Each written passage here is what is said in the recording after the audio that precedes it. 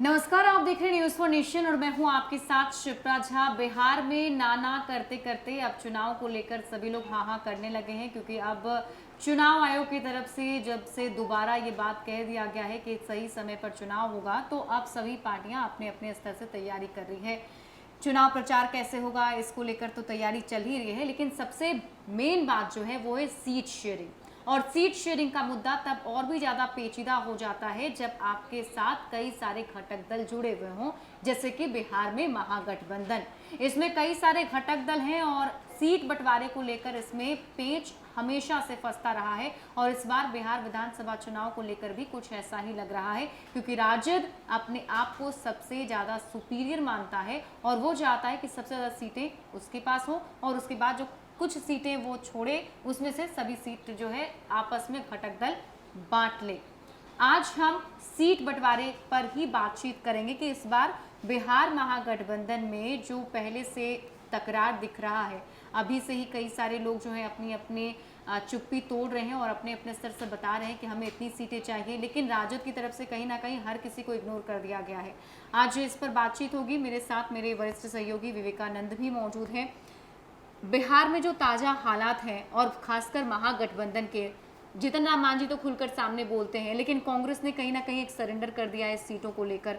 अब फिलहाल आपको क्या लगता है कि क्या समीकरण हो सकता है, क्या सीट बंटवारे का वो फॉर्मूला हो सकता है? देखिए, अभी वर्तमान की अगर बात करें तो बिहार महागठबंधन में राजद सबसे बड़ी पार्टी है, उसके बाद दूसरे दर्जे पर कांग्रेस है और उसके बाद फिर आरएलएसपी, उसके बाद हिंदुस्तानी अवाम मोर्चा जो जीतन राम मांझी की पार्टी है और फिर सबसे नीचे वीआईपी है जी। तो अभी इन पार्टियों को मिलाकर के महागठबंधन है। लेकिन 2015 की अगर हम बात करें तो 2015 में जब महागठबंधन बना था उसमें नीतीश कुमार की पार्टी जेडीयू भी थी, कांग्रेस भी थी और आरजेडी थी। तब जो है सीट का बंटवारा जो हुआ था उसमें 200 बिहार विधानसभा की 243 सीटों में 101 सीट पर राजद जो है चुनाव लड़ी थी। जेडीयू जो है नीतीश कुमार भी 101 सीट पर चुनाव लड़े थे और कांग्रेस को जो है 41 सीट मिला था। अब जबकि पूरा महागठबंधन का कुनबा में बदलाव हुआ है, अब उपेंद्र कुशवाहा उस समय एनडीए में थे, अब महागठबंधन में है। जेडीयू उस समय महागठबंधन में थी, अब एनडीए में है। तो वैसी स्थिति में पूरा समीकरण गड़बड़ाया हुआ है। इस पर कई दौर की बात भी हुई है। तो जो स्थिति है, जो जानकारी निकल कर के सामने आ रही है कि आरजेडी बहुत ज़्यादा कॉम्प्रोमाइज करने की स्थिति में नहीं है। राजद की तरफ से तेजस्वी यादव ने स्पष्ट कर दिया है कांग्रेस नेताओं को और बाकी के जो सहयोगी दल हैं उनसे को स्पष्ट कर दिया है कि हमारी मंशा क्या है, हम कितने सीटों पर चुनाव लड़ेंगे, इसको लेकर के तेजस्वी यादव की तरफ से स्पष्ट कर दिया गया है। जो सोर्सेज हैं, जो जानकारी निकल करके सामने आ रही है, कांग्रेस को दूसरे नंबर पर है ही, स्वाभाविक है। तो कांग्रेस के नेता यह दबाव लगातार बना रहे हैं कि हमें 2015 में जितनी सीटें मिली थी उससे अधिक सीटें मिलनी चाहिए, लेकिन राजद उस पर तैयार नहीं है। राजद की पूरी कोशिश है कि हम 160 के आसपास सीटों पर चुनाव लड़ें। जो जानकारी है उसमें कांग्रेस ने कह दिया है कि हम 160 सीट पर चुनाव लड़ेंगे और बाकी का जो 83 सीट बचता है उसमें बाकी के जो सहयोगी दल हैं वो लोग आपस में बांट लें। यानी कि कांग्रेस को स्पष्ट तौर पर कह दिया गया है कि जो 80 सीटें या 83 सीटें जो बचती हैं, उन 80-83 सीटों में बाकी के जो दो तीन घटक दल हैं उसमें कांग्रेस को सबसे अधिक सीटें मिलेंगी और बाकी उसके बाद उपेंद्र कुशवाहा की पार्टी है, जीतन राम मांझी की पार्टी है, और उसके बाद वीआईपी पार्टी। हालांकि जीतन राम मांझी की स्थिति अभी डमाडोल वाली है, वो कल किधर जाएंगे यह भी स्पष्ट नहीं है। लेकिन बाकी के जो 2-3 दल हैं उनके बीच का अभी यही फार्मूला है कि 160 सीट पर आरजेडी जो है चुनाव लड़ेगी और संभावना यही है। लालू यादव की तरफ से भी और तेजस्वी यादव की तरफ से भी कांग्रेस नेताओं को यह स्पष्ट संकेत दे दिया गया है कि इस बार हम कुछ खास समझौता नहीं करेंगे, क्योंकि हमारी इस बार के चुनाव में अगर वोट होता है तो राजद के ही समर्थक वोट करते हैं, बाकी के जो सहयोगी दल हैं उनकी स्थिति बिहार में मजबूत नहीं है। ऐसी स्थिति में अगर हम उनको अधिक सीट देते हैं तो कहीं ना कहीं वो उसका नुकसान होगा और इसका सीधा फायदा सत्ताधारी पार्टी जेडीयू बीजेपी को। इसमें इधर भी बात करनी पड़ेगी कि बीते दिनों जब शक्ति सिंह गोहिल आए थे तो शायद लगता है कि जो पहले से कांग्रेस के वरिष्ठ नेता कह रहे हैं कि हमें एटलीस्ट 40% जो है, 60% राजद रखे लेकिन 40% हमें उसमें शेयर मिलना चाहिए। लेकिन शक्ति सिंह गोहिल जो बीते दिनों आए और उसके बाद फिर उन्होंने चुप्पी साध ली, अपने नेताओं को दरकिनार करते हुए, उनकी बातों को एक तरीके से कहिए तो खारिज करते हुए ये कहा कि एक तरीके का सरेंडर राजद के सामने, यानी कि कांग्रेस भी जान चुकी है कि राजद के बिना अगर चुनाव में जाते हैं तो वो सही साबित नहीं होगा, इसलिए शायद समझौता करना पड़ जाए। देखिए 6 अगस्त को राहुल गांधी ने बैठक ली थी बिहार कांग्रेस की। उसमें करीब करीब 1000 से अधिक मेंबर्स जो थे उस वर्चुअल बैठक में शामिल हुए थे। उसमें भी कई नेताओं ने, खास करके विधानमंडल दल के नेता सदानंद सिंह ने स्पष्ट तौर पर कहा था राहुल गांधी से कि बिहार में सीटों का बंटवारा समय रहते कर लिया जाए, क्योंकि हर बार ऐसा होता है, 2019 के लोकसभा चुनाव में भी हुआ, उसके पहले भी होते रहे हैं कि चुनाव से ठीक पहले सीटों पर बातचीत होती है और फिर वो फाइनल रूप होता है, तो कहीं ना कहीं उसमें कांग्रेस को नुकसान उठाना पड़ता है। इस बार क्या है, इस बार कांग्रेस के कई नेता जो है सो नेतृत्व पर दबाव डाल रहे थे कि अभी 2-3 महीने का समय है, इसी दौरान जो है आप लोग सीटों पर बातचीत कर लीजिए। सीटों पर बातचीत हो जाने के बाद जो हमारे नेता हैं, हमारी पार्टी के जो कैंडिडेट्स होंगे वो अपनी तैयारी में लग जाएंगे, पार्टी भी अपनी तैयारी में लग जाएगी किस सीट पर हमें चुनाव लड़ना है, किस सीट पर हमको और काम करने की ज़रूरत है। तो सदानंद सिंह ने मीटिंग में ही राहुल गांधी से यह सवाल किया। हालांकि तब राहुल गांधी ने आश्वासन दिया था कि आपकी शिकायत को हमने ट्रांसफ़र कर दिया और इस पूरे मसले में बिहार प्रभारी शक्ति सिंह गोहिल, जो प्रधान महासचिव केसी वेणुगोपाल और प्रदेश अध्यक्ष इस पर काम करेंगे। अगले 2 दिनों के बाद शक्ति सिंह गोहिल बिहार पहुंचते हैं। बिहार पहुंचने के बाद वे सदानंद सिंह के पास जाते हैं और फिर निखिल कुमार जो पार्टी के वरिष्ठ नेता हैं उनके पास जाते हैं। इसी बीच एक नया फॉर्मूला कांग्रेस की तरफ से दिया जाता है। कांग्रेस के वरिष्ठ नेता और पूर्व प्रदेश अध्यक्ष अनिल शर्मा की तरफ से यह नया फॉर्मूला आता है कि कांग्रेस को 40, मतलब कुल जो सीटें बचती हैं बाकी छोटे सहयोगी दलों के बीच बांट करके 60-40 का फॉर्मूला हो, यानी कि 60 सीटें आरजेडी को मिले और 40 सीटें जो है कांग्रेस को मिले। तो यह फॉर्मूला दिया था। हालांकि इस फॉर्मूले को अगले ही दिन शक्ति सिंह गोहिल ने वीडियो जारी करके खारिज कर दिया और कहा कि सीट का बंटवारा का भी समय नहीं है, अभी बाकी कुछ जो नेता की बयानबाजी जो कर रहे हैं उस पर कोई दम नहीं है, इस खबर में कोई दम नहीं। तो यूं कहें कि शक्ति सिंह गोहिल ने पूरे मसले को, पूरा जो कांग्रेस के कई नेताओं की तरफ से जो सवाल उठाए जा रहे थे, जो फार्मूला दिया जा रहा था, उस फार्मूले को सिरे से खारिज कर दिया शक्ति सिंह गोहिल ने। हालांकि उस पर सदानंद सिंह का भी बयान है और सदानंद सिंह ने कहा कि कांग्रेस कोई छोटी मोटी पार्टी नहीं है, कांग्रेस सबसे पुरानी पार्टी है और कांग्रेस को कोई छोटा नहीं समझे। तो यह इसमें जो अंदर खाने में चर्चा यही है कि जो कांग्रेस की पॉलिटिक्स है अभी दबाव देने की राजनीति की जा रही है। क्योंकि कांग्रेस के नेता भी मान रहे हैं कि पिछली दफा लालू यादव की तरफ से कांग्रेस को 41 सीटें दी गई, तो इस बार बड़ी मुश्किल से अगर काफी दबाव पड़ता है तो भी 50 सीट से अधिक लालू यादव की तरफ से सिर्फ कांग्रेस को नहीं दिया जाएगा।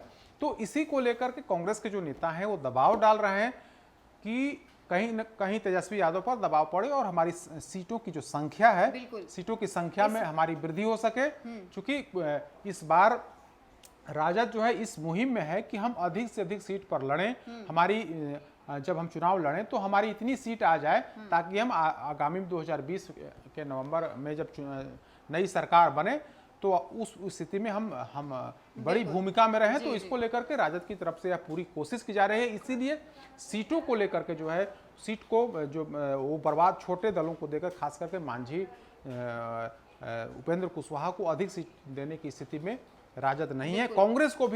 कांग्रेस को भी अपनी सीमा में रहने की नसीहत लगातार तेजस्वी यादव की तरफ से दी जा रही है। जी। और दर्शकों को इस बार यही बता दें, जैसा कि हम विवेका सर ने बताया कि पिछली बार 101 और 101 का बंटवारा हुआ था जदयू और राजद के बीच में, तो इस बार जो सीट पर मसला फंस रहा है वो 101 सीटों पर नजर है जो जदयू ने पिछली बार लड़ा था। और उसी 101 सीट पे जो घटक दल हैं वो चाहते हैं कि हमारी ज़्यादा से ज़्यादा भागीदारी हो।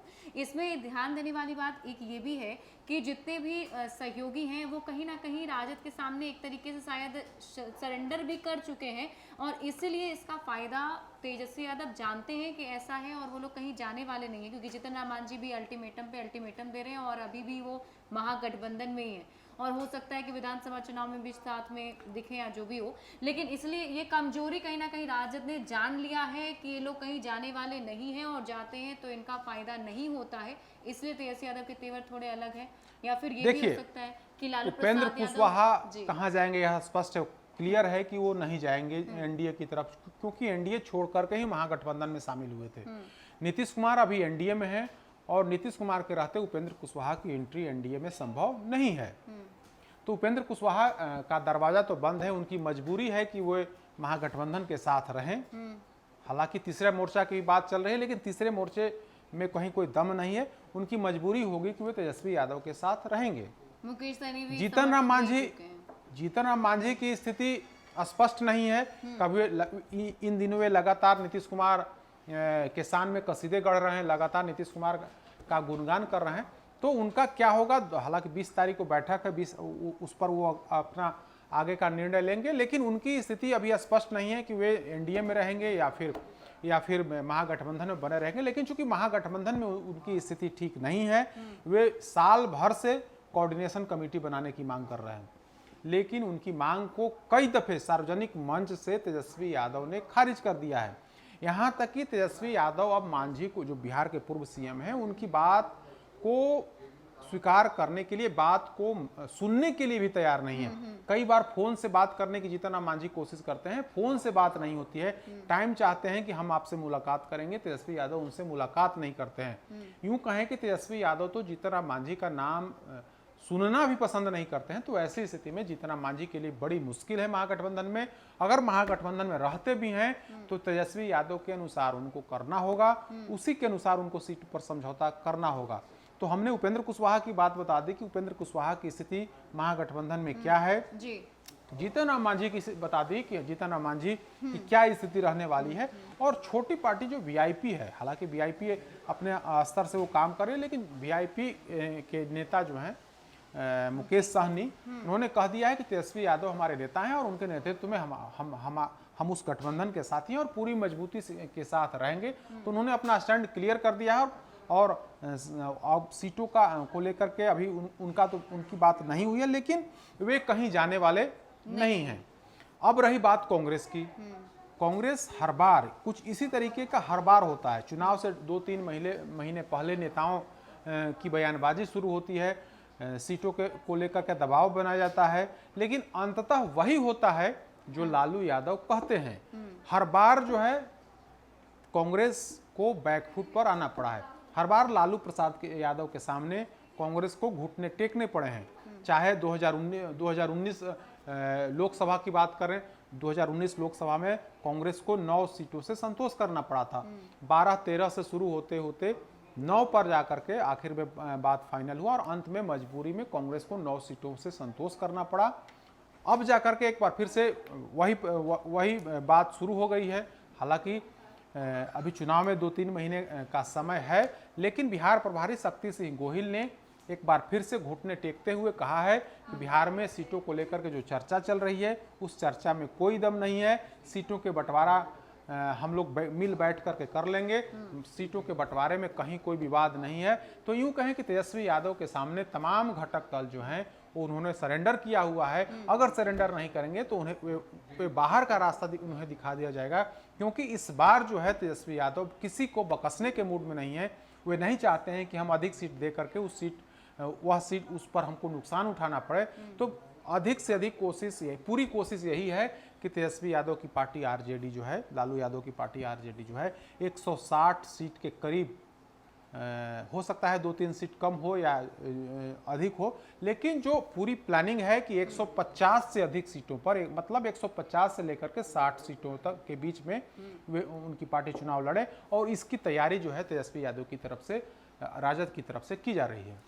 बिल्कुल। तो बिहार महागठबंधन में सीट फॉर्मूले पर अभी से चर्चा शुरू हो चुकी है और जैसा कि पहले से ही साफ था कि राजद वैसे भी मुख्य विपक्षी दल है बिहार में, तो ऐसे में राजद ने पहले ही कहा था कि वो ज़्यादा से ज़्यादा सीटों पर चुनाव लड़ेगा और 150 से लेकर 160 के करीब वो सीटें हो सकती हैं और इसके अलावा जो बची हुई सीटें हैं वो कांग्रेस को दी जाएंगी और ये कहा जाएगा कि कांग्रेस जो और घटक दल हैं उनसे समझौता करके सीट अपने अंदर बांट ले। तो बिहार महागठबंधन में सीटों को लेकर भी पेच जारी है, वो इसलिए क्योंकि राजद के इस फॉर्मूले से अन्य सहयोगी दल खुश नहीं है और कांग्रेस के कई सारे ऐसे नेता हैं जो चाहते हैं कि उन्हें ज्यादा से ज्यादा भागीदारी मिले। अब देखने वाली बात हुई कि सीट बंटवारे पर क्या कुछ फॉर्मूला होता है, लेकिन फिलहाल की जो स्थिति है उसे साफ नजर आ रहा है कि तेजस्वी यादव किसी के सुनने वाले नहीं है और अगर सहयोगी दलों को महागठबंधन के तहत चुनाव लड़ना है उनके साथ रहना ही पड़ेगा और उनकी बातें माननी पड़ेगी। ज्यादा अपडेट के लिए आप जुड़े रहिए न्यूज़ फॉर नेशन के साथ। नमस्कार।